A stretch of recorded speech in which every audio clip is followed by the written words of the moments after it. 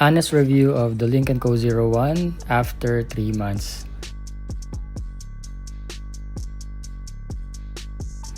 I bought this car in December 2024 and so far wala naman ako naging problema.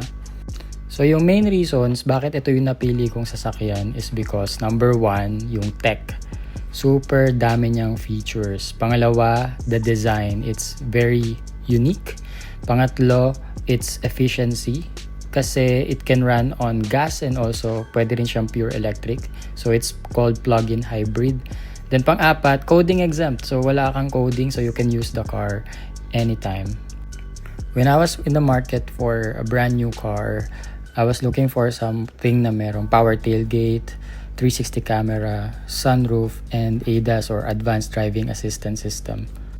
Lahat ng features na yon meron si Lincoln Co 01. Bonus pa na PHEV siya, so matipid plus coding exempt. And also its size, gusto ko rin yung marami akong nalalagay lalo na sa trunk kasi I came from a smaller car before and this one is perfect dun sa hinahanap ko. As a condo dweller, hindi rin ako pwede kasi sa full EV dahil bawal pa magtayo ng charger sa parking lot sa condominium. So, PHEV talaga yung the best kasi pwede ako mag-electric kung may charge. Pwede ako mag-charge sa mga mall or sa bahay if uuwi ako sa province. And also, I can run on gas if walang charge yung battery ko. Right now, ang pinaka-issue ko lang talaga sa Lincoln Go 01 is the lack of community. Wala akong makausap or magpagtanungan kung ano yung mga pwedeng gawin sa kotse. And sometimes lagi yung wireless Apple CarPlay.